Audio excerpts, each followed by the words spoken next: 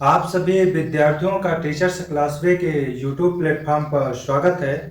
और जैसा कि मैंने आप लोगों से चर्चा किया था कि मैं कक्षा 9 से लेकर 12 तक के एनसीईआरटी इतिहास को कवर करूंगा, तो उसी कड़ी में हम चल रहे हैं। और आज हम कक्षा 12 इतिहास के दूसरे चैप्टर राजा, किसान और नगर के दूसरे पार्ट को लेकर आया हूं। और इसी पार्ट में राजा, किसान और नगर टॉपिक दूसरा है कक्षा 12 के इतिहास का, इसको कंप्लीट करूंगा। जैसा कि मैंने पहले पार्ट में बताया था कि कैसे हड़प्पा सभ्यता का पतन होने के बाद एक ग्रामीण संस्कृति का जन्म हुआ, जिसे हम वैदिक संस्कृति के नाम से जानते हैं। उसके बाद छठी सदी ईसा पूर्व में द्वितीय नगरीय क्रांति की शुरुआत हुई। प्रथम नगरीय क्रांति की शुरुआत हड़प्पा सभ्यता में हुई थी, तो द्वितीय नगरीय क्रांति की शुरुआत छठी सदी ईसा पूर्व में प्रारंभ हुई थी। तो उसके बाद हमने बताया था कि 16 महाजनपदों में जो सर्वाधिक महत्वपूर्ण और आपके टॉपिक के मुताबिक मगध राज्य है, मगध राज्य का उत्कर्ष या उदय के विषय में हमने चर्चा किया। उसके बाद हमने मगध राज्य के विभिन्न वंशों के विषय में चर्चा किया। हमने मौर्य वंश के विषय में चर्चा किया और हमने बताया कि मौर्य वंश का उदय कैसे हुआ था और मौर्य वंश का पतन कैसे हुआ था। पहले पार्ट में हमने अशोक के विषय में जानकारी दी। अशोक के अभिलेखों के बारे में थोड़ी बहुत जानकारी दी गई, जितना आपके लिए महत्वपूर्ण था। उसके बाद आज हम शुरू करेंगे मौर्य वंश का पतन। मौर्य वंश का पतन कैसे हुआ, इसको लेकर विद्वानों की अलग धारणाएं हैं, विभिन्न इतिहासकारों के विभिन्न तर्क हैं। उसका मानना था कि सम्राट अशोक ने युद्ध नीति का जो त्याग कर दिया था वह मौर्य वंश के पतन का प्रमुख कारण था।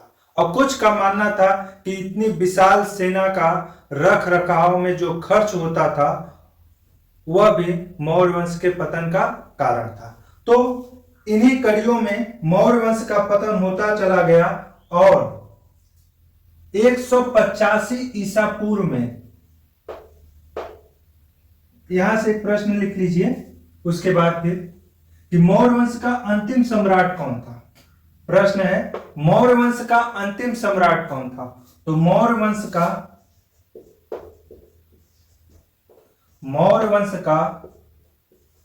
अंतिम सम्राट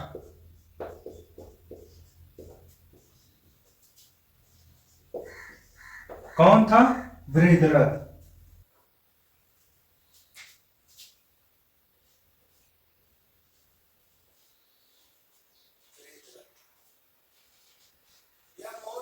अंतिम सम्राट था। और आगे लिख लीजिए वृद्धरथ था। और इसी की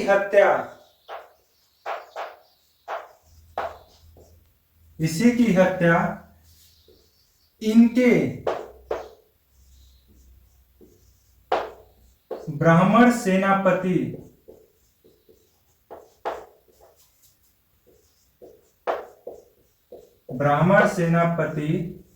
पुष्यमित्र शुंग ने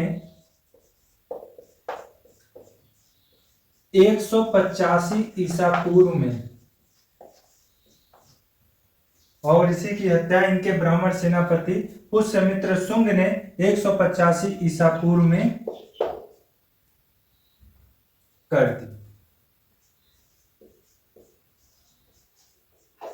ठीक है। उसके बाद अब पुष्यमित्र शुंग, जो कि एक ब्राह्मण सेनापति था वृद्धरथ का, मौर्य वंश का अंतिम सम्राट वृद्धरथ था, और उसका सेनापति एक ब्राह्मण था जिनका नाम था पुष्यमित्र शुंग। और पुष्यमित्र शुंग ने, चूंकि वृद्धरथ एक कमजोर शासक था, मौर्य वंश का सबसे कमजोर शासक था, तो इनकी कमजोरी का फायदा उठाते हुए पुष्यमित्र शुंग ने इनकी हत्या करके 185 ईसा पूर्व में 185 ईसा पूर्व में पुष्यमित्र शुंग ने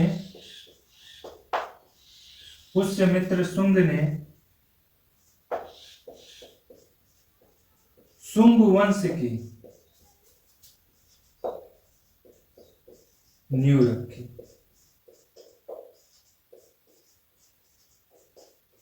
ठीक है, यहां तक क्लियर कि मौर्य वंश का अंतिम सम्राट कौन था। अगर प्रश्न पूछा जाएगा तो इसका उत्तर होगा बृहद्रथ। यह पूछा भी जाता है बोर्ड परीक्षाओं में कि मौर्य वंश का अंतिम सम्राट कौन था, बृहद्रथ था।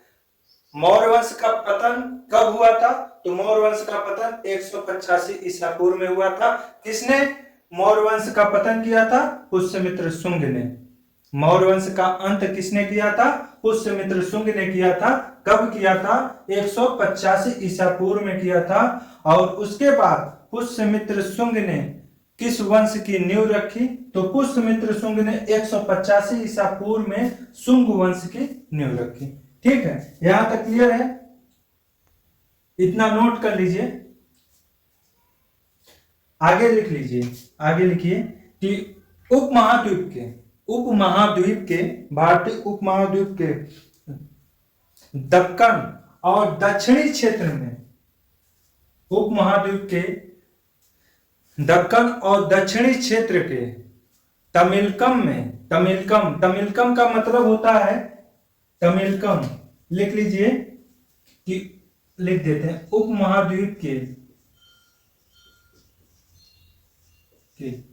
दक्कन और दक्षिणी क्षेत्र के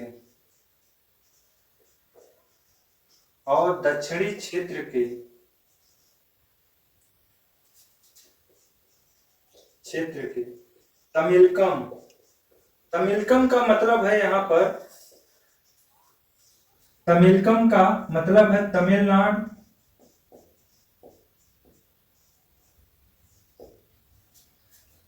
आंध्र प्रदेश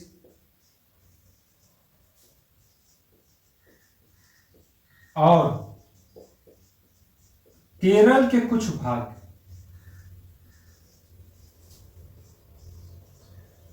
कुछ हिस्से ये तमिलकम में शामिल थे।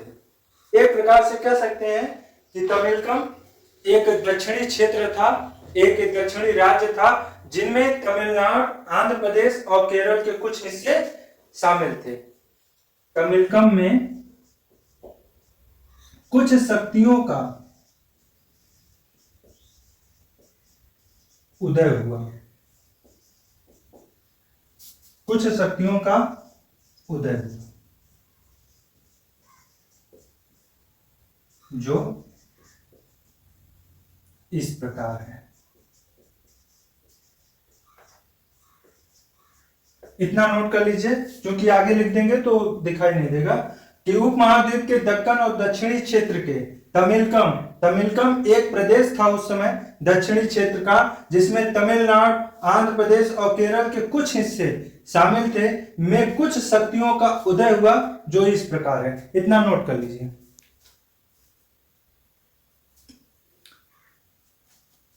स्क्रीनशॉट ले लीजिए इसका।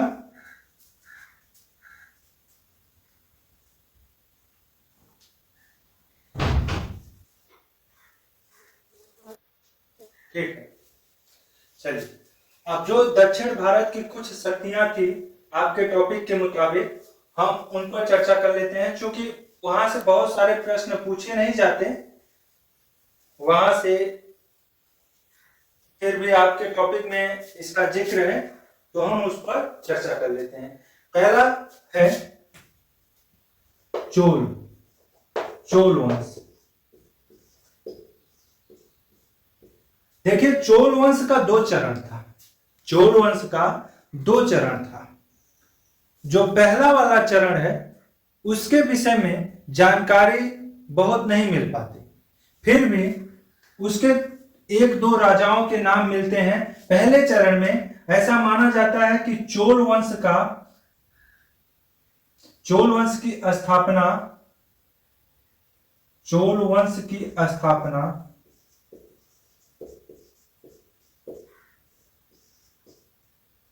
ईसा पूर्व के दूसरी सदी में हुआ था।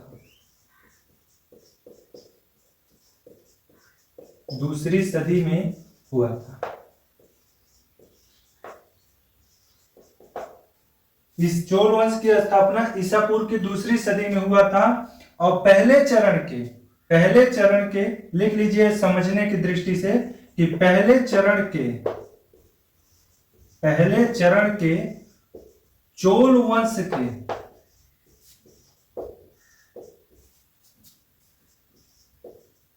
प्रसिद्ध राजा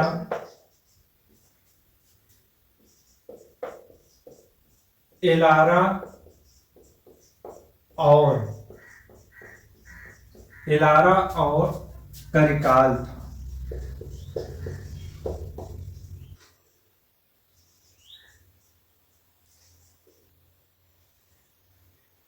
करिकाल था।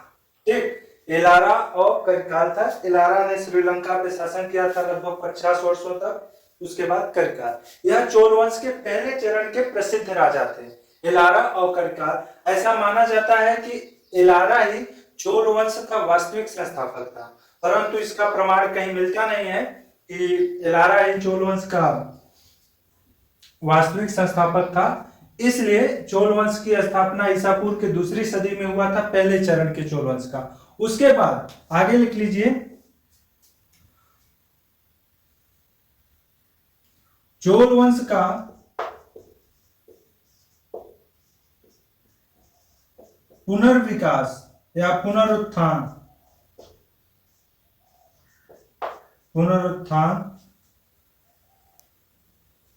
विजयालय ने किया था। विजयालय ने 850 ईस्वी में किया था।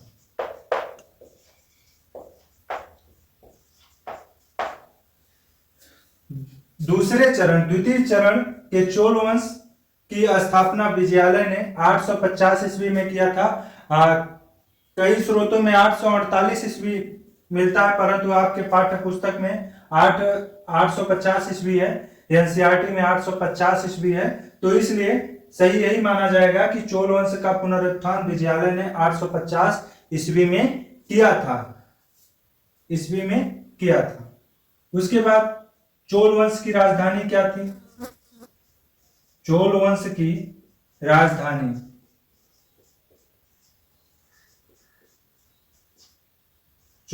की राजधानी क्या थी? तो चोल वंश की राजधानी पुहार या कावेरी पट्टनम थी।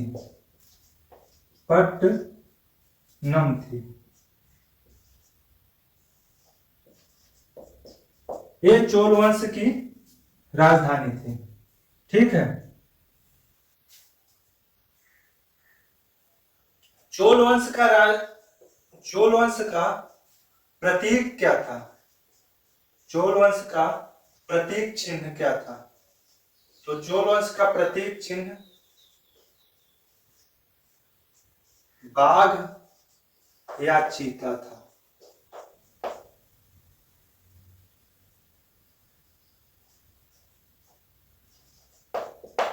ठीक है।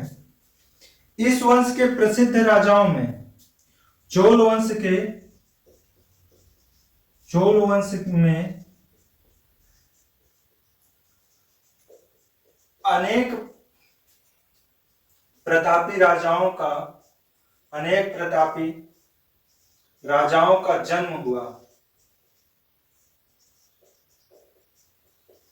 जन्म हुआ जिनमें परांतक, विजयालय भी प्रतापी राजा था, परांतक, राजेंद्र चोल, राजराज प्रथम इत्यादि शामिल है।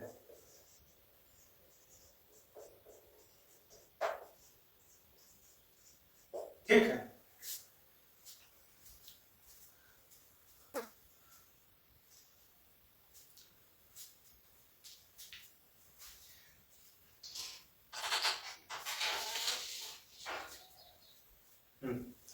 चोल वंश की स्थापना, चोल वंश के विषय में जैसे हमने अभी चर्चा किया कि चोल वंश का दो चरण था। पहले चरण की स्थापना ईसा पूर्व के दूसरी सदी में हुआ था।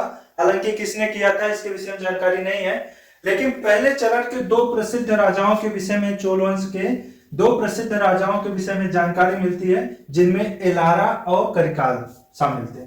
उसके बाद चोल वंश का पुनरुत्थान विजयालय ने 850 ईस्वी में किया था। 850 ईस्वी में चोल वंश का पुनरुत्थान विजयालय ने किया था। और चोल वंश की राजधानी क्या थी?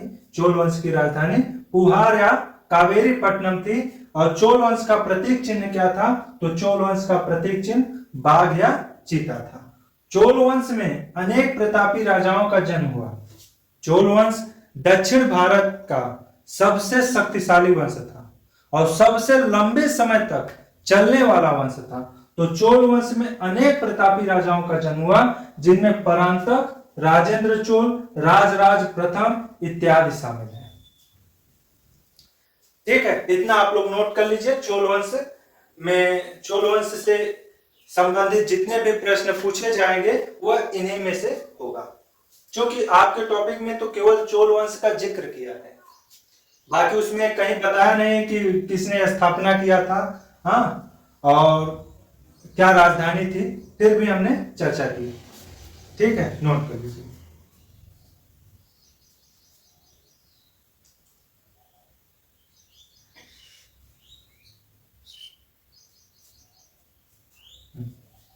ठीक, चलिए अब इसके बाद जो दूसरा महत्वपूर्ण राजवंश था दक्षिण भारत का, वह था पांड्य।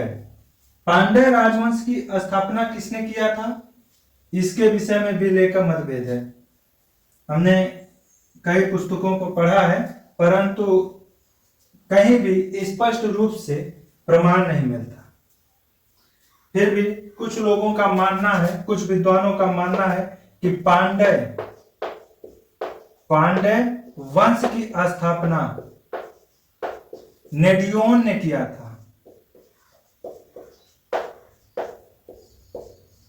नेडियोन ने किया था। पांड्य वंश की स्थापना नेडियोन ने किया था। हालांकि यह नाम जो है नेडियोन, यह काल्पनिक दृष्टि से देखा जाता है, क्योंकि इसके कहीं भी स्पष्ट प्रमाण नहीं मिलते हैं। तो पांड्य वंश का जो प्रसिद्ध शासक था, पांड्य वंश का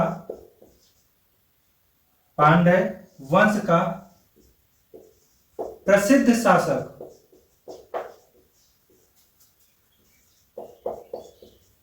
शासक पलसालय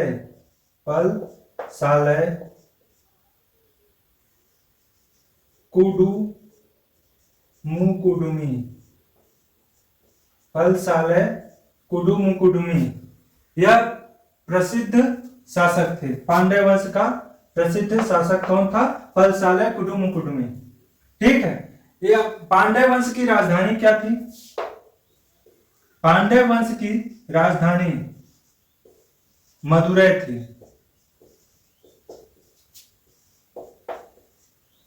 राजधानी मदुरै थी, जिसको मदुरई कहते हैं।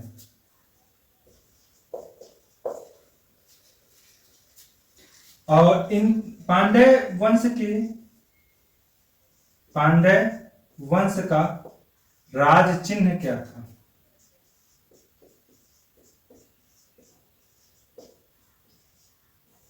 तो पांड्य वंश का राज चिन्ह मछली था। ठीक, इतना ही महत्वपूर्ण है आपके लिए।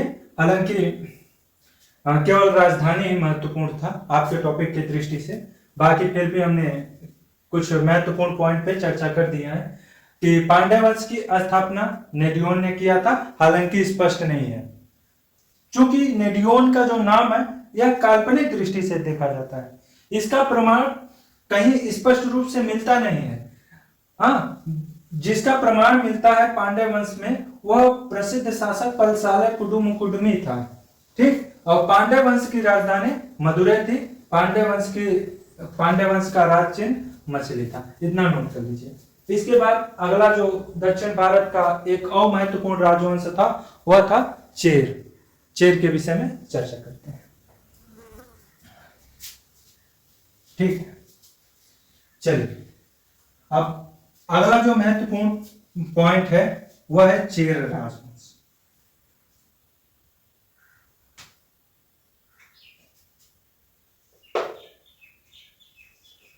चेर चेर वंश की स्थापना कब और किसने की थी, यह प्रश्न पूछा जाता है। तो चेर वंश की स्थापना 130 ईस्वी में उदयन जेरल ने किया था। उदयन जेरल ने किया था। इनके विषय में एक कहावत प्रसिद्ध है कि यह कुरुक्षेत्र में भाग लेने वाले सभी सैनिकों के लिए भोजन का प्रबंध किया करते थे। सभी जो सेनापति सैनिक थे उनके लिए भोजन की व्यवस्था करते थे। हालांकि यह भी काल्पनिक लगता है क्योंकि 130 ईस्वी में इन्होंने चेर वंश की स्थापना की थी और कुरुक्षेत्र में जो युद्ध हुआ था महाभारत से रिलेटेड चीज है। महाभारत का युद्ध आज से 5000 वर्ष पूर्व हुआ था। लेकिन एक कहावत है, यह प्रश्न पूछा जाता है किनके विषय में यह एक कहावत प्रसिद्ध है कि वह कुरुक्षेत्र में भाग लेने वाले सभी सैनिकों के लिए भोजन का प्रबंध किया करते थे। तो वह थे उदयन जेरल। चेर वंश की जो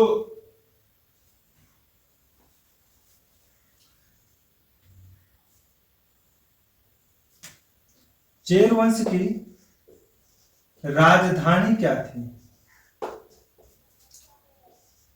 चेर वंश की राजधानी टोंडी थी। टोंडी। चेर वंश की राजधानी क्या थी? टोंडी थी। चेर वंश का राजकीय चिन्ह क्या था?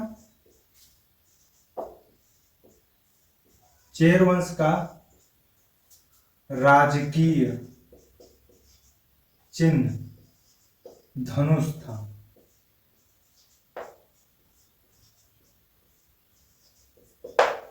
इस वंश का सबसे प्रतापी शासक, चेर वंश का सबसे प्रतापी शासक या प्रसिद्ध शासक सेनगुट्टवन था। सेनगुट्टवन था। ठीक है, इतना ही महत्वपूर्ण है चेर वंश के विषय में कि चेर वंश की स्थापना किसने की थी? 130 ईस्वी में उदयन जेरल ने किया था। और चेर वंश की राजधानी क्या थी? चेर वंश की राजधानी टोंडी थी। चेर वंश का राजकीय चिन्ह क्या था? धनुष था। चेर वंश का सबसे प्रतापी शासक कौन था? सबसे प्रसिद्ध शासक तो उदयन जेरल था। इसके बाद एक और पॉइंट है, इसे नोट कर लीजिए कि चूंकि हम चोल चेर पांड्य वंश के विषय में हमने चर्चा किया कि यह दक्षिण भारत के प्रसिद्ध राजवंश थे, परंतु इनके विषय में जानकारी हमें कैसे मिलती है? इनकी जानकारी का स्रोत क्या था? यह प्रश्न पूछा जा सकता है कि दक्षिण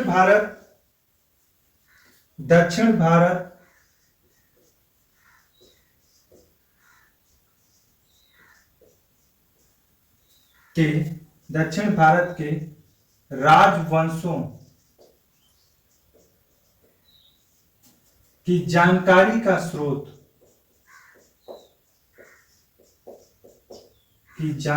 का स्रोत क्या था? स्रोत संगम ग्रंथ।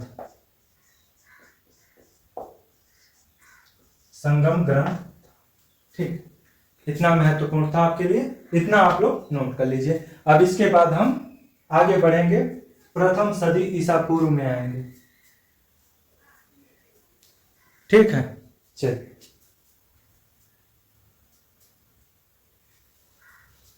अब आपके टॉपिक में इसके बाद चर्चा किया है कुषाण वंश के विषय में। तो कुषाण वंश की स्थापना किसने किया था?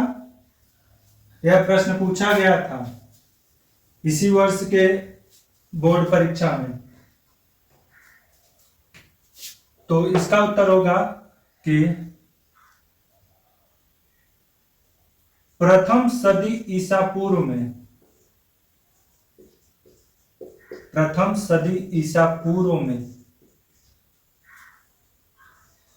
कुषाण वंश की स्थापना, कुषाण वंश की स्थापना कुजुल कड़फिसेस ने की थी। कुजुल कड़फिसेस दिखाई दे रहा है ना, कुजुल कड़फिसेस ने की थी।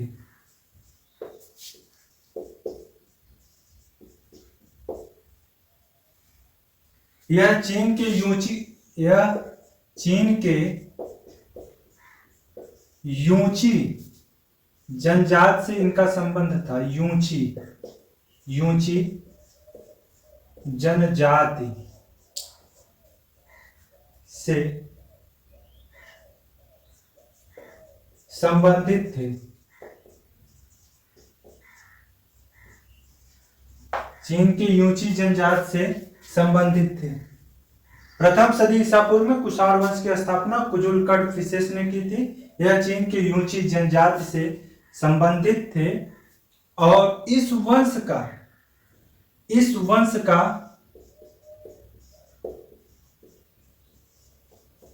सबसे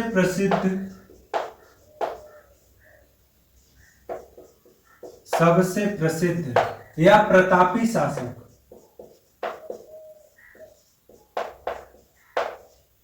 सबसे प्रसिद्ध या प्रतापी शासक कनिष्क था।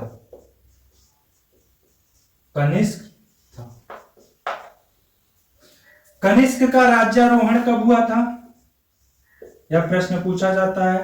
तो कनिष्क का राज्यारोहण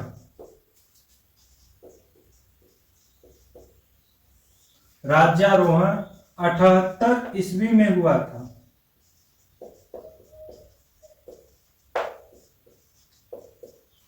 इसे हम शक संवत के नाम से भी जानते हैं। इसे हम शक संवत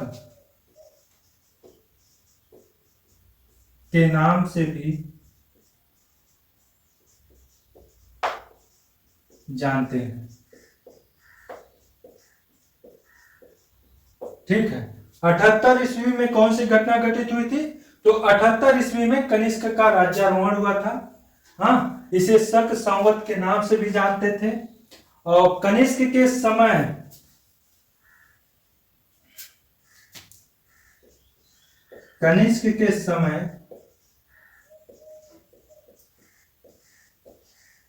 कुषाण वंश की राजधानी क्या थी?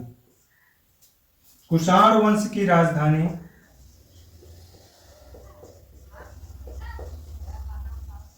पुरुषपुर थी।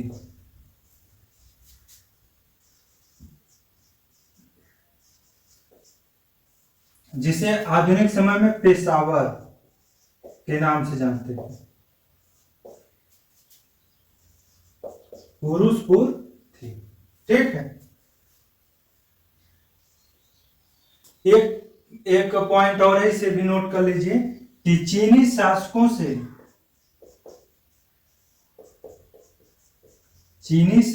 से प्रेरित होकर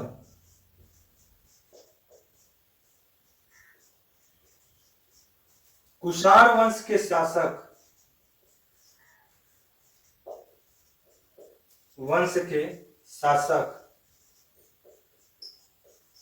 स्वयं को देवपुत्र भी कहते थे। स्वयं को देवपुत्र भी कहते थे। इतना पॉइंट है, इसे नोट कर लीजिए कि प्रथम सदी ईसा पूर्व में कुषाण वंश की स्थापना कुजुल कड़फिसेस ने किया था। कुजुल कड़फिसेस प्रथम सदी में कुषाण वंश की स्थापना किया था। और कुषाण वंश चीन की यूची जनजात से संबंधित है। और कुषाण वंश का प्रतापी शासक कौन था? तो कुषाण वंश का प्रतापी शासक कनिष्क था। कनिष्क का राज्यारोहण कब हुआ था? तो कनिष्क का राज्यारोहण 78 ईस्वी में हुआ था। शक संवत के नाम से किसे जानते हैं? तो शक संवत के नाम से कनिष्क के राज्यारोहण की तिथि को जानते हैं, जो 78 ईस्वी था। कनिष्क के समय कुषाण वंश की राजधानी क्या थी? तो कनिष्क के समय कुषाण वंश की राजधानी पुरुषपुर या पेशावर थी। चीनी शासकों से प्रेरित होकर कुषाण वंश के शासक स्वयं को देवपुत्र भी कहते थे। इतना पॉइंट आप लोग नोट कर लीजिए।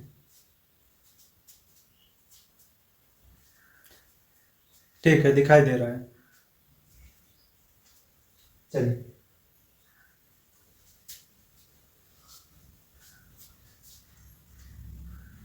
कुषाण वंश के बाद अब हम चर्चा करेंगे भारतीय इतिहास के सबसे ताकतवर राजवंश गुप्त वंश के विषय में। देखिए, उत्तरी भारत में मौर्यों के बाद, उत्तर भारत में मौर्यों के बाद सबसे ताकतवर राजवंश गुप्त वंश था। चौथी सदी ईस्वी में, चौथी सदी ईस्वी में गुप्त वंश की स्थापना, चौथी सदी ईस्वी में गुप्त वंश का उदय हुआ। यही लिखिए, क्योंकि स्थापना दूसरी तीसरी सदी में हुआ था, उदय हुआ। इस वंश की स्थापना, इस वंश की स्थापना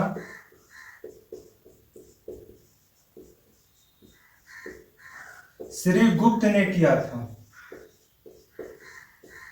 श्री गुप्त ने किया था। यहां से एक चीज समझ लीजिए कि चौथे सदी ईस्वी में गुप्त वंश का उदय हुआ। इस वंश की स्थापना श्री गुप्त ने किया था। श्री गुप्त और घटोत्कच, ये दो ऐसे राजा थे जो जिन्होंने महाराज की उपाधि धारण की थी, महाराज की उपाधि धारण की थी। परंतु गुप्त वंश का वास्तविक संस्थापक, गुप्त वंश का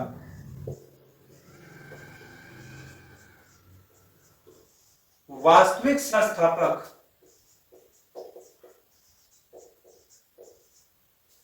चंद्रगुप्त प्रथम को माना जाता है। चंद्रगुप्त प्रथम को माना जाता है। चंद्रगुप्त प्रथम को माना जाता है। गुप्त वंश का वास्तविक संस्थापक कौन था? गुप्त वंश का वास्तविक संस्थापक चंद्रगुप्त प्रथम था। चंद्रगुप्त प्रथम, इनका राज्यारोहण कब हुआ था? इनका राज्यारोहण 319 ईस्वी में हुआ था।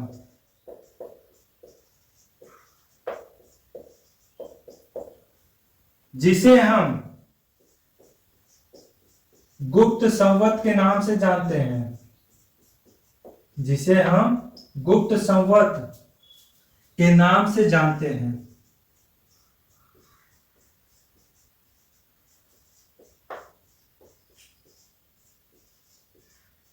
ठीक, गुप्त वंश की राजधानी लिख लीजिए। गुप्त वंश की राजधानी क्या थी? गुप्त वंश की राजधानी क्या थी? तो गुप्त वंश की राजधानी पाटलिपुत्र थी। क्या थी? पाटलिपुत्र। आपके बिहार का क्षेत्र है पाटलिपुत्र, यह गुप्त वंश की राजधानी थी। ठीक है, इतना नोट कर लीजिए। इसके आगे हम चर्चा करेंगे समुद्रगुप्त और चंद्रगुप्त द्वितीय के बारे में।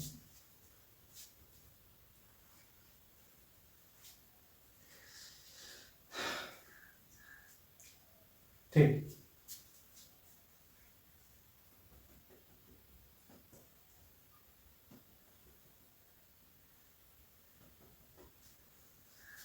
चलिए, तो इतना क्लियर है कि चौथी सदी ईस्वी में गुप्त वंश का उदय हुआ। इस वंश की स्थापना श्रीगुप्त ने किया था। गुप्त वंश का वास्तविक संस्थापक कौन था? तो गुप्त वंश का वास्तविक संस्थापक चंद्रगुप्त प्रथम था। और चंद्रगुप्त प्रथम का राज्यारोहण कब हुआ था? तो चंद्रगुप्त प्रथम का राज्यारोहण 319 ईस्वी में हुआ था, जिसे हम गुप्त संवत के नाम से जानते हैं। यह गुप्त वंश की राजधानी थी पाटलिपुत्र। ठीक है, वीडियो 1 घंटे के ऊपर जाएगा है, क्योंकि टॉपिक लंबा था। चलिए,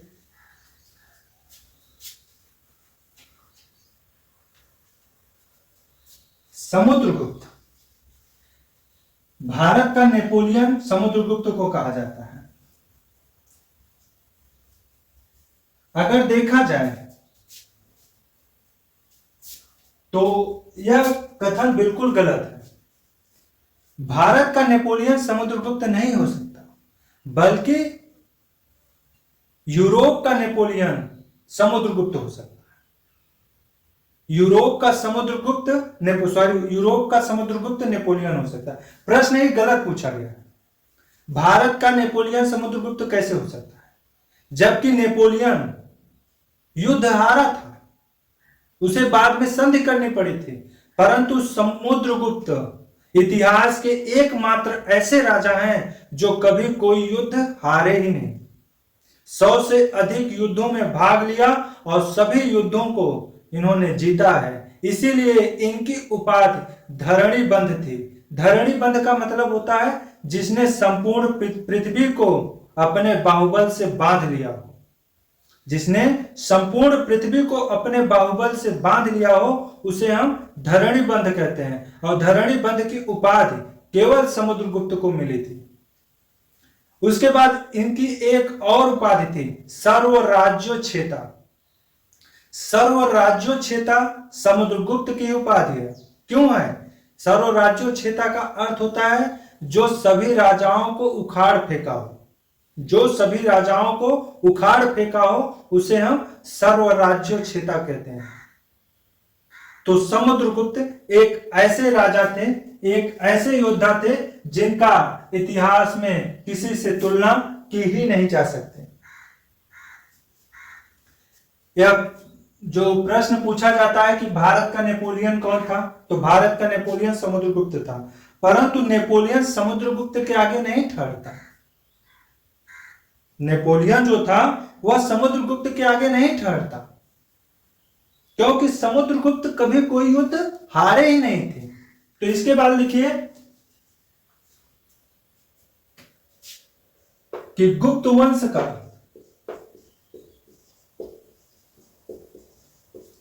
सबसे प्रतापी राजा समुद्रगुप्त था।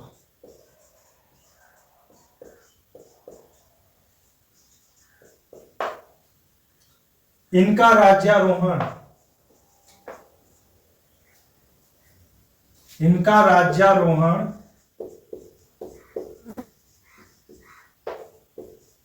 335 ईस्वी में हुआ था।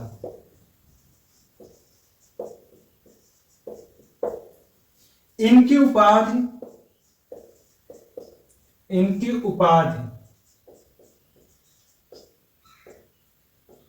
उपाधि धरणीबंध,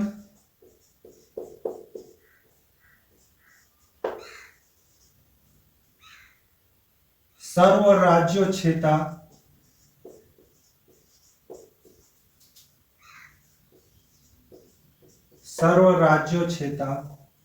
आदि थी। इनकी प्रशंसा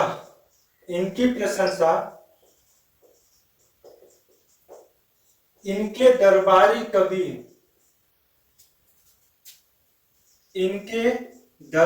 कवि हरिसेन ने प्रयाग प्रशस्ति में किया है। प्रयाग प्रशस्ति में किया है।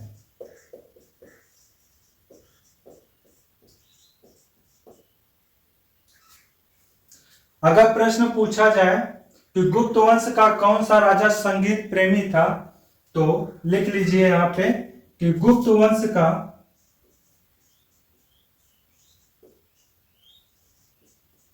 संगीत प्रेमी राजा,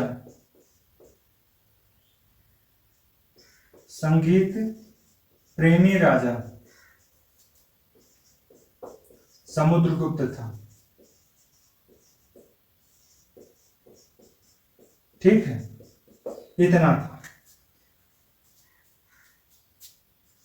समुद्रगुप्त को भारत का नेपोलियन भी कहा जाता है।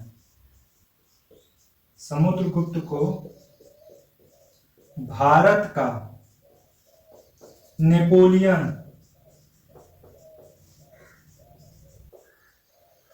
कहा जाता है। भारत का नेपोलियन किसे कहा जाता है?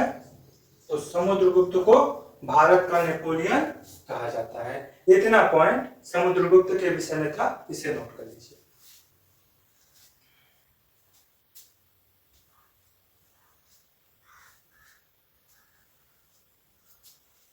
ठीक,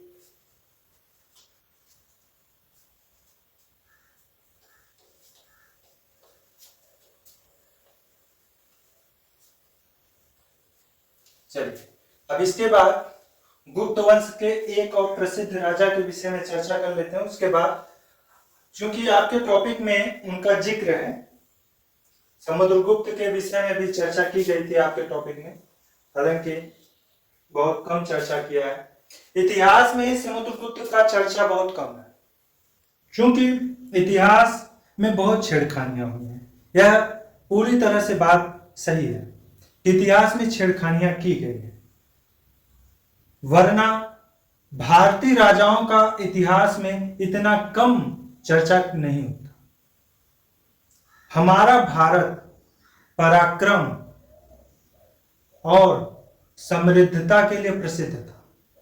हमेशा से भारत में अनेक ऐसे राजाओं का जन्म हुआ जिनका इतिहास में वर्णन नहीं किया गया है। ऐसे ऐसे राजा हुए हैं जो जिनका सर कट जाने के बाद भी युद्ध लड़ते गए और उसके बाद भी वह अपने प्रतिद्वंदी को परास्त किए थे, परंतु ऐसे राजाओं का इतिहास में कोई जिक्र नहीं है। इतिहास में बहुत छेड़खानियां की गई हैं, मैं भी इस बात को स्वीकार करता हूं।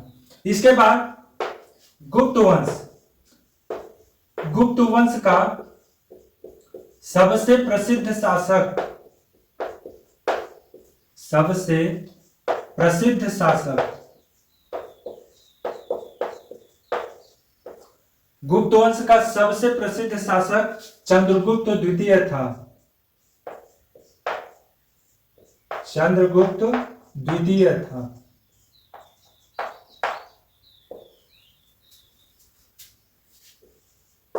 इनका राज्यारोहण, इनका राज्यारोहण 375 ईस्वी में हुआ था।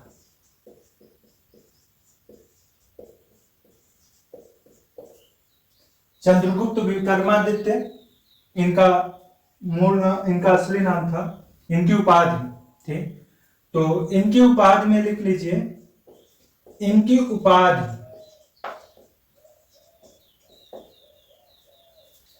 विक्रमादित्य,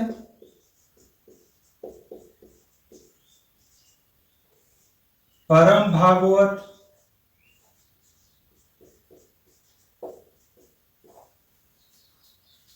देवपुत्र आदि थी।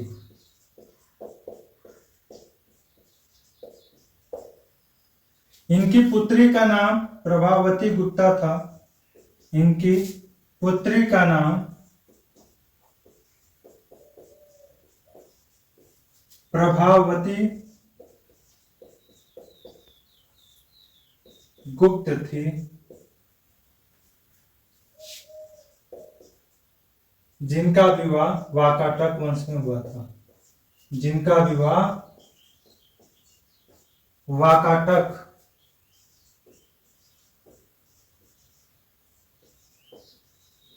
वंश में हुआ था। ठीक है।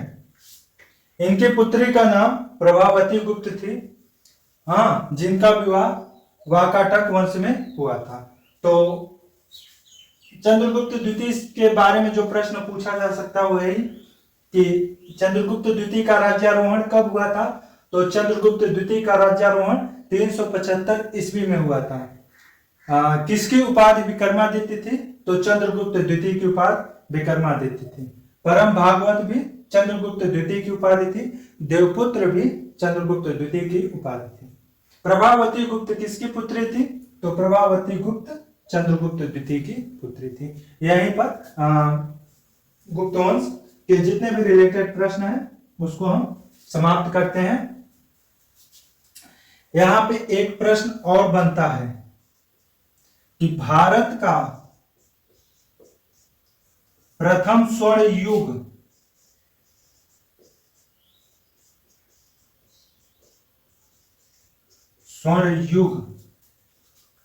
गुप्त वंश को, गुप्त काल को कहा जाता है।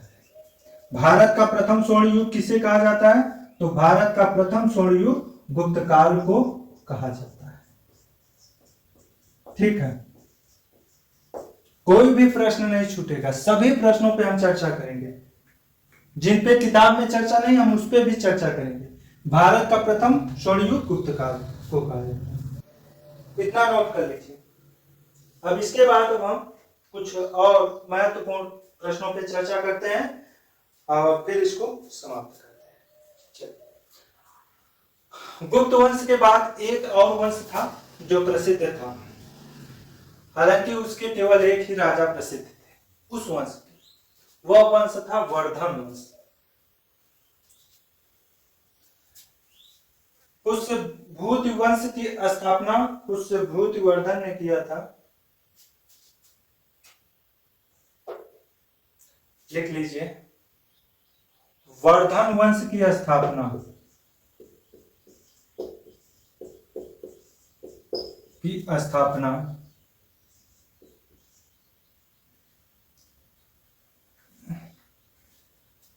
वर्धन वंश की स्थापना पुष्यभूतिवर्धन ने किया था। ये ठीक है। प्रश्न आप लिखिए कि पुष्यभूतिवर्धन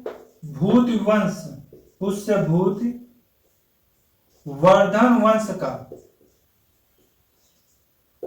वास्तविक संस्थापक कौन था। तो पुष्यभूतिवर्धन वंश का वास्तविक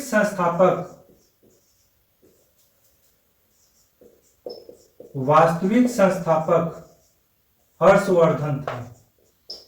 हर्षवर्धन था।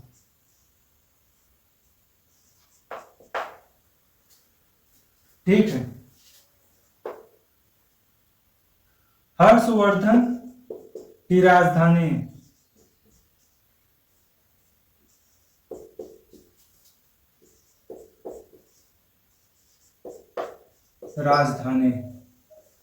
थानेश्वर थी।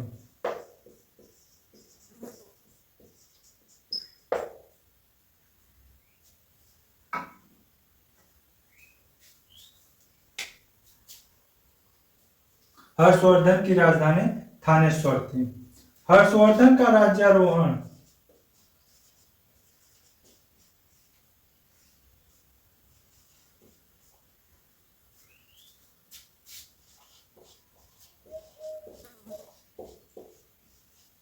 हर्षवर्धन का राज्यारोहण 606 ईस्वी में हुआ।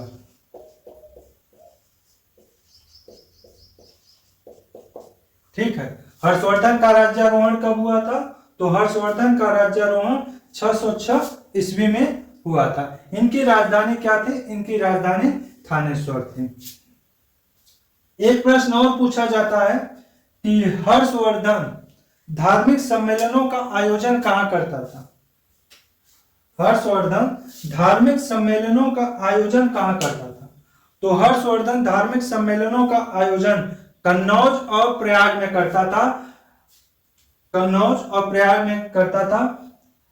कहीं कहीं अब भी जिक्र आता है कि कुंभ मेला को प्रारंभ करने का श्रेय हर्षवर्धन को ही जाता है।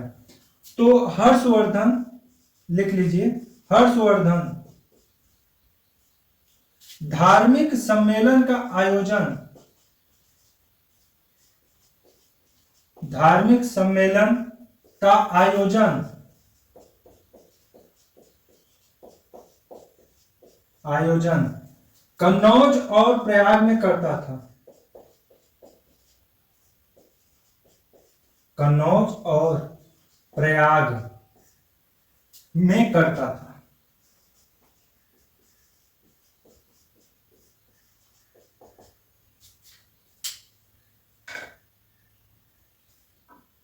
ठीक है, उसके बाद आगे लिख लीजिए कि हर्षवर्धन का दरबारी कवि कौन था। तो हर्षवर्धन का दरबारी कवि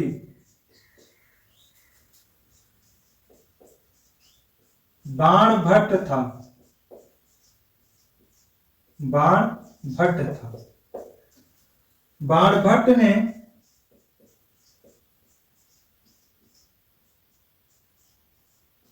हर्षचरित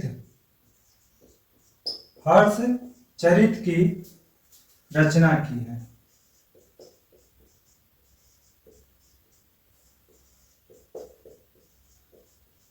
ठीक है, इतना आप लोग नोट कर लीजिए। इसके आगे अभी कुछ प्रश्न बाकी हैं, उस पर हम चर्चा कर लेते हैं। पुष्यभूतिवर्धन वंश का वास्तविक संस्थापक कौन था। हर्षवर्धन था।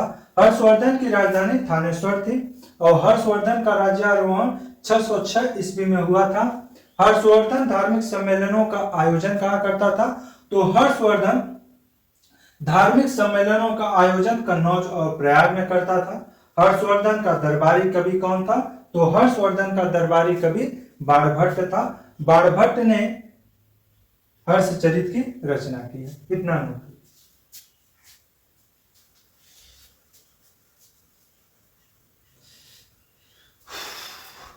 ठीक है, चलिए।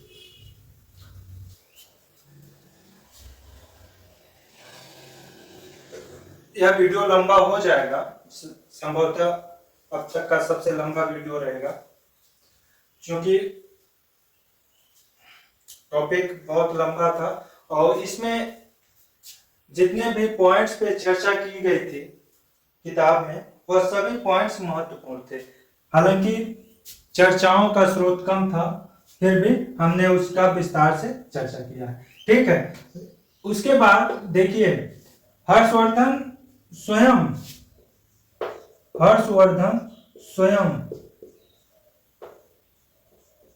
संस्कृत का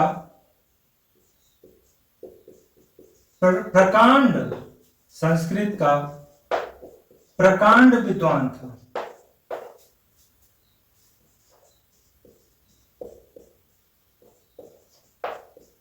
प्रकांड विद्वान था।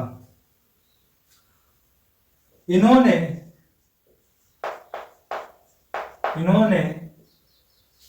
प्रियदर्शिका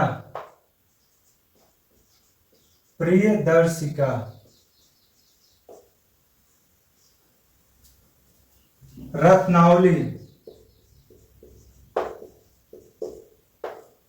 और नागानंद नामक ग्रंथ लिखा है, नामक पुस्तकें लिखी। ठीक है, प्रश्न पूछा जाता है यहां से कि प्रियदर्शिका के रचनाकार कौन है। तो प्रियदर्शिका के रचनाकार हर्षवर्धन है। रत्नावली किसकी रचना है।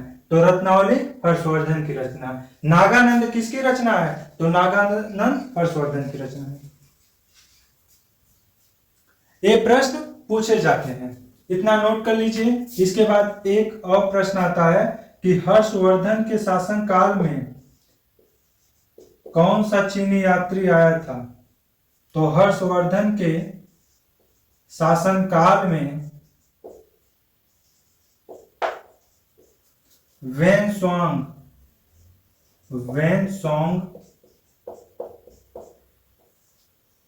नाम का एक चीनी यात्री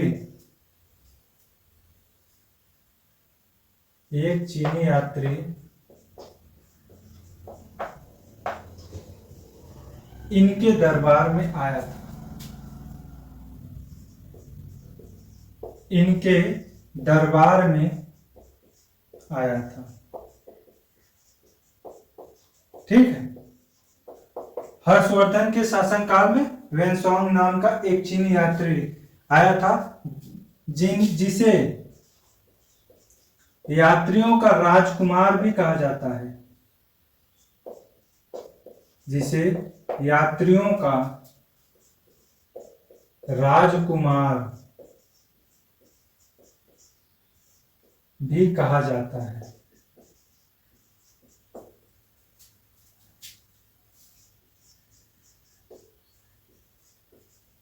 ठीक है, इतना महत्वपूर्ण था। आप लोग नोट कर लीजिए कि हर्षवर्धन स्वयं संस्कृत का प्रकांड विद्वान था। हर्षवर्धन ने प्रियदर्शिका, रत्नावली, नागानंद जैसे प्रसिद्ध पुस्तकों की रचना की थी।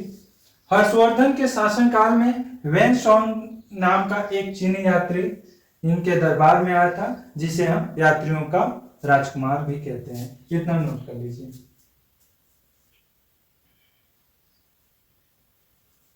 अब बहुत जल्दी समाप्त करेंगे, 5 से 10 मिनट के अंदर यह वीडियो समाप्त कर देंगे। चलिए,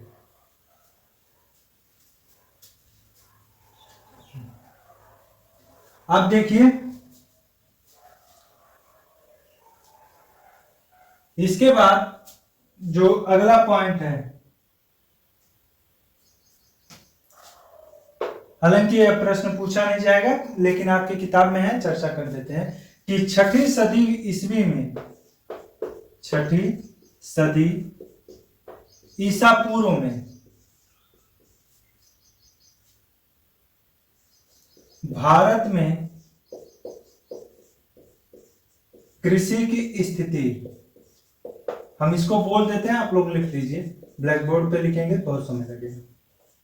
स्थिति 6ठी सदी ईसा पूर्व में भारत में कृषि की स्थिति कैसी थी?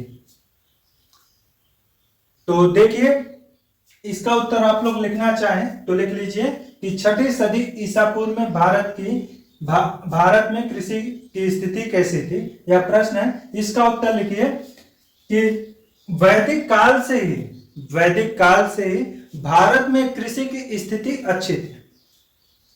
वैदिक काल से ही भारत में कृषि की स्थिति अच्छी थी। 6ठी सदी ईसा पूर्व में गंगा और कावेरी के कछारों में उर्वर भूमि पर लोहे के हल के फाल से जुताई की जाती थी। उसके बाद जहां अधिक वर्षा होती थी वहां धान की रोपाई की जाती थी। भारत में कृषि की स्थिति अच्छी थी सदियों से, परंतु किसानों की स्थिति कभी अच्छी नहीं थी। उस समय भी किसानों से कर वसूला जाता था। उसके बाद छोटे बड़े जमींदारों में किसानों का वर्ग बटा हुआ था।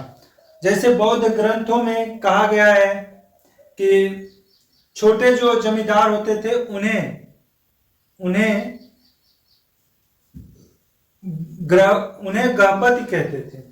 छोटे जमींदारों को गहपति कहते थे। छोटे जमींदारों को बौद्ध ग्रंथों में गहपति कहते थे और बड़े जमींदार भी हुआ करते थे। तो 6ठी सदी ईसा पूर्व में भारत की कृषि की स्थिति कैसी थी? तो अच्छी थी। इतना पॉइंट क्लियर है? इसे आप लोग दोबारा सुनकर लिख लीजिएगा इसका उत्तर। ठीक है। अब इसके बाद अगला जो पॉइंट है वह है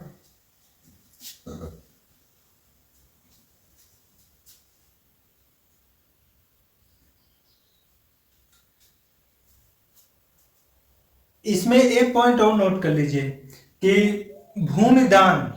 भूमिदान का भी उल्लेख मिलता है ईसा पूर्व के आरंभिक सदियों में। ईसा की आरंभिक सदियों से ही भूमिदान का प्रमाण मिलता है। कई अभिलेखों में भी भूमिदान का प्रमाण मिलता है। तो भूमिदान के प्रमाण में लिख लीजिए, हम लिख देते हैं अग्रहार। अग्रहार, अग्रहार क्या था? तो इसमें लिख लीजिए कि ब्राह्मणों को जो भूमि दान में दी जाती थी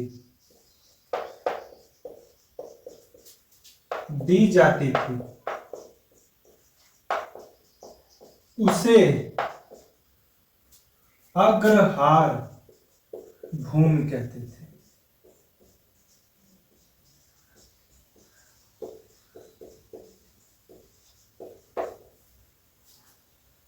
भूमिदान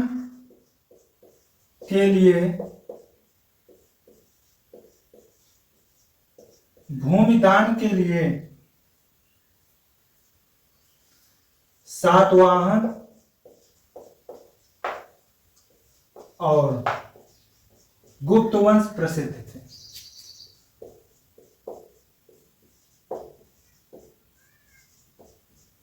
ठीक है, इतना पॉइंट नोट कर लीजिए कि आरंभिक सदी से ही ब्राह्मणों को भूमि दान दी जाती थी, जिसे हम अग्रहार कहते हैं, और इसके लिए सातवाहन और गुप्त वंश प्रसिद्ध थे। ठीक है, इतना नोट कर लीजिए।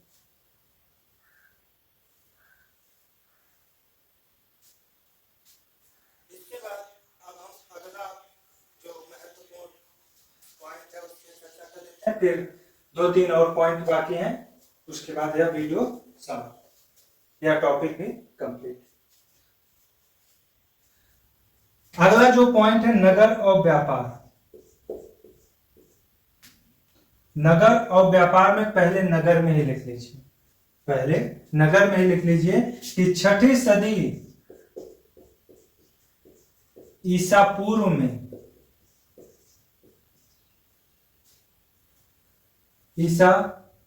पूर्व में द्वितीय नगरीय क्रांति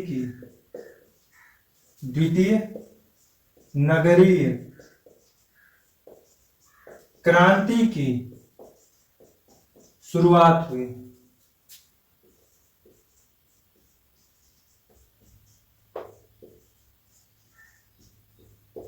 छठी सदी ईसा पूर्व में द्वितीय नगरीय क्रांति की शुरुआत हुई थी। ठीक है, जैसा कि हमने अभी तक पढ़ा है कि अधिकांश नगर, जैसा हमने अभी तक पढ़ा है,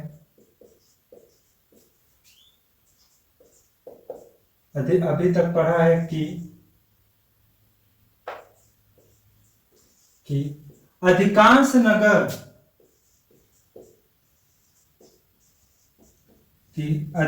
नगर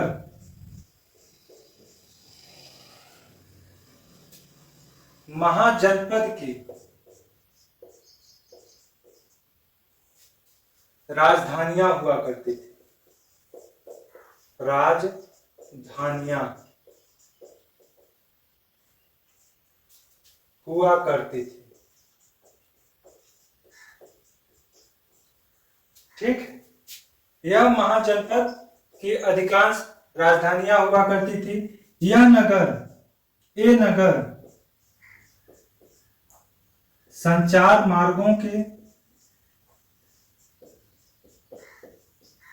तथा नदियों के किनारे बसाए जाते थे। नदियों के किनारे बसाए जाते थे। नदियों के किनारे बसाए जाते थे। कुछ नगर समुद्र के किनारे भी बसाए जाते थे,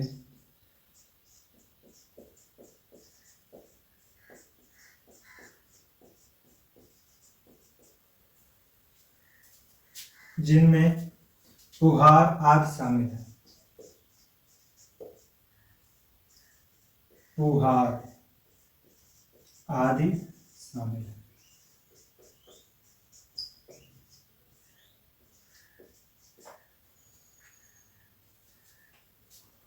कुछ नगर सांस्कृतिक केंद्र के रूप में भी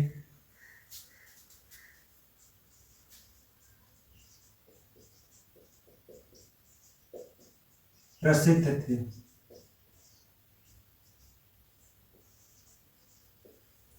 जैसे मथुरा, प्रयाग, काशी आदि। ठीक। छठी सदी ईसा पूर्व में द्वितीय नगरीय क्रांति की शुरुआत हुई। यह प्रश्न पूछा जाता है कि द्वितीय नगरीय क्रांति की शुरुआत कब हुई थी? तो द्वितीय नगरीय क्रांति की शुरुआत छठी सदी ईसा पूर्व में हुई थी। जैसा हमने अभी तक पढ़ा है कि अधिकांश नगर महाजनपद की राजधानियां हुआ करती थी। ये नगर संचार मार्गों तथा नदियों के किनारे बसाए जाते थे। कुछ नगर समुद्र के किनारे भी बसाए जाते थे, जिनमें पुहार आदि शामिल है। कुछ नगर सांस्कृतिक केंद्र के रूप में भी प्रसिद्ध थे, जैसे मथुरा, प्रयाग, काशी आदि। इतना नोट कर लीजिए कि छठी सदी ईसा पूर्व में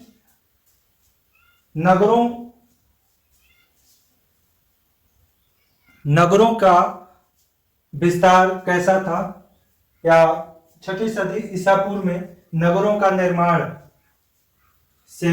नगरों के निर्माण पर टिप्पणी लिखिए, तो उसका उत्तर यही होगा। ठीक है, चलिए अब अगला पॉइंट है व्यापार। व्यापार का ऐसे ही सुन लीजिए, व्यापार में कुछ लिखना नहीं है।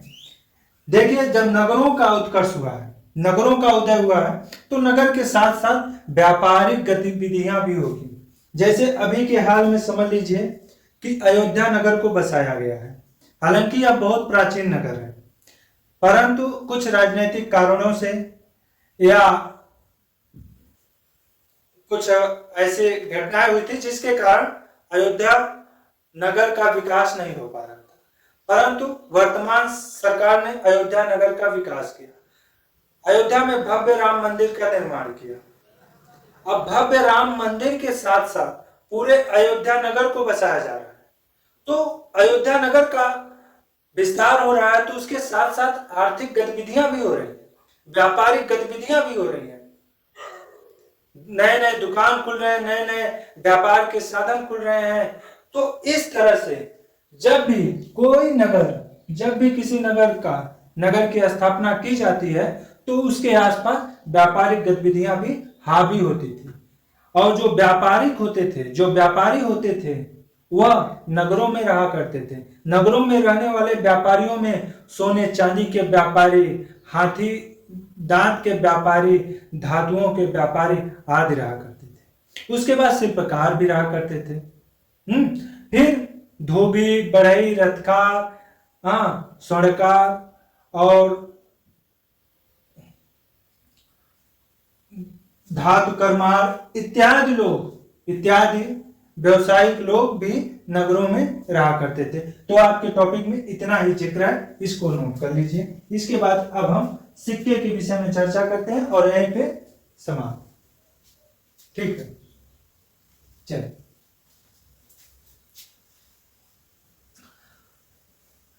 छठी सदी ईसा पूर्व में राज्यों का उदय हुआ, महाजनपदों का उदय हुआ। 16 महाजनपदों के विषय में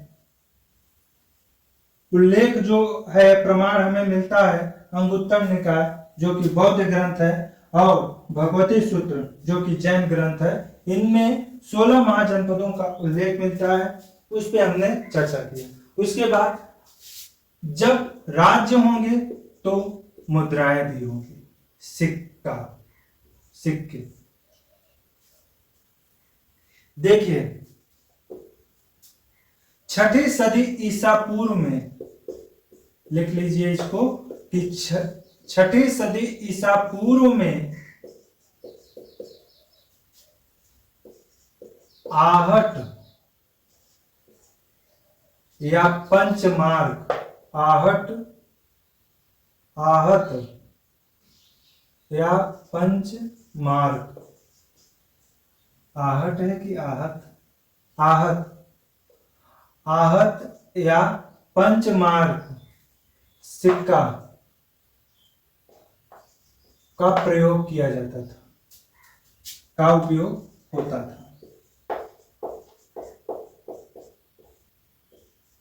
इन सिक्कों को आहट सिक्का क्यों कहा जाता था? लिखिए, थप्पा मारकर बनाए जाने के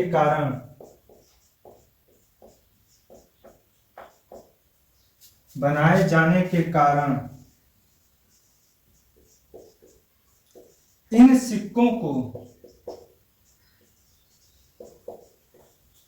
आहट सिक्का कहा जाता था, आहट सिक्का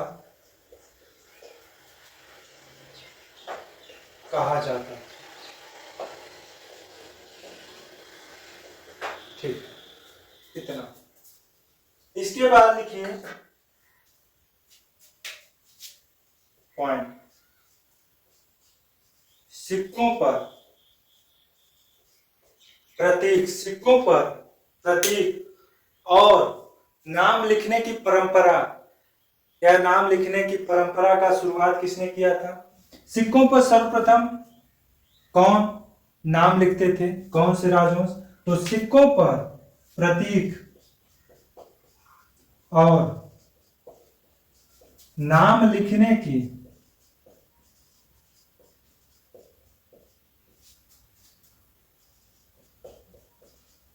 परंपरा का आरंभ, परंपरा की शुरुआत इंडो ग्रीक ने की थी।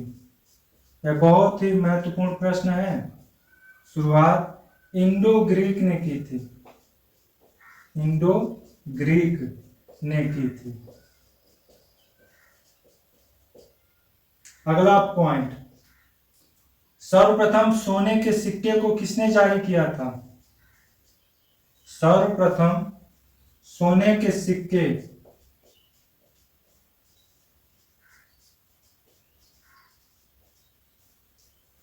कुषाण वंश के शासकों ने जारी किया था।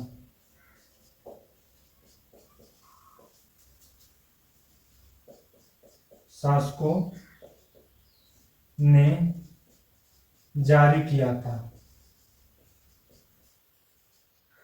ठीक है, सर्वप्रथम शुद्ध सोने के सिक्के या सर्वप्रथम सोने के सिक्के किसने जारी किए थे? कुषाण वंश के शासकों ने जारी किया।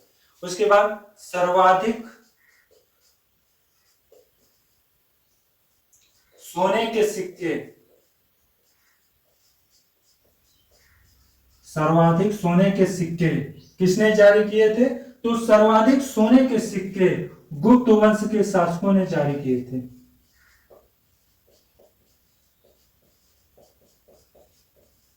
शासकों ने जारी किए थे।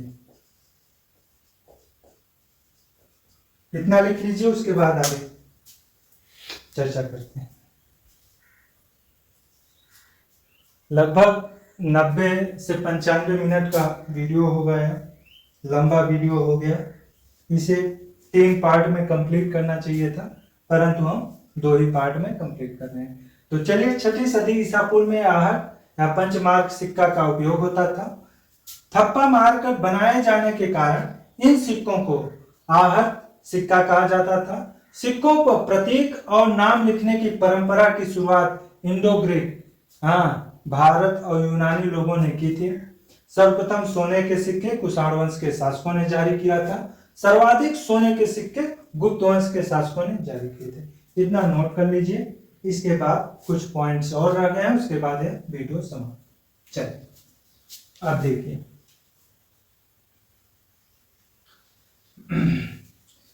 शीशे के सिक्के किसने जारी किए थे? सर्वाधिक शीशे के सिक्के किस वंश ने जारी किए थे? यह प्रश्न पूछा जाता है, तो इसका उत्तर लिख लीजिए कि सर्वाधिक शीशे की सिक्के सातवाहन वंश के शासकों ने जारी किए थे।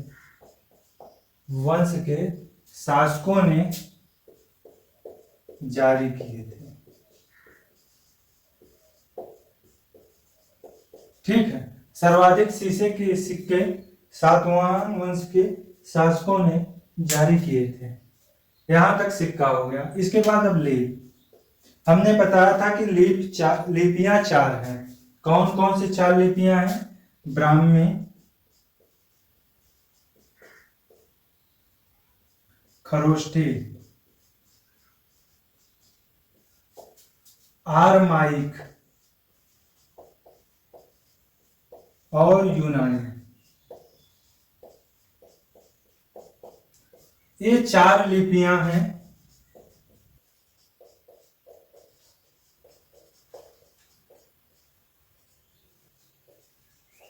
जिनका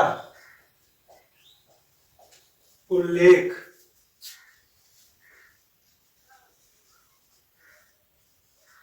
छठी सदी ईसा पूर्व से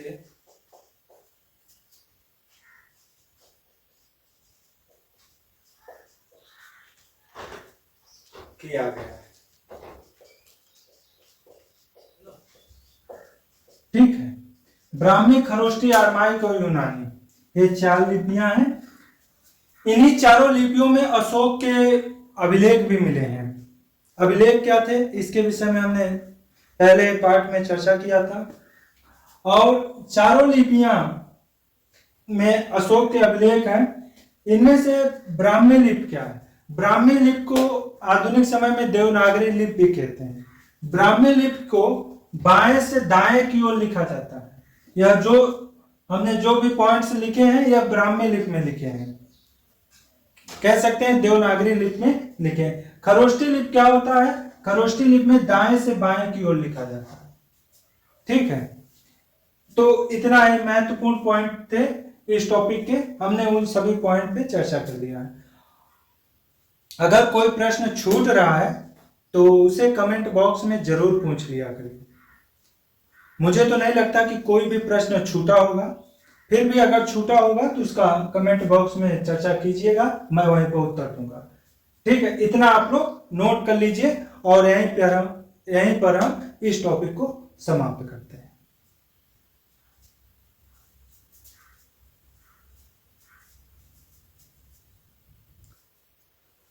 अब इसके बाद कल हम कक्षा 11 के एनसीईआरटी के तीसरे टॉपिक पर चैप्टर पर चर्चा करेंगे। ठीक है, उसके बाद फिर कक्षा 12 के इतिहास के तीसरे चैप्टर पर चर्चा करूंगा।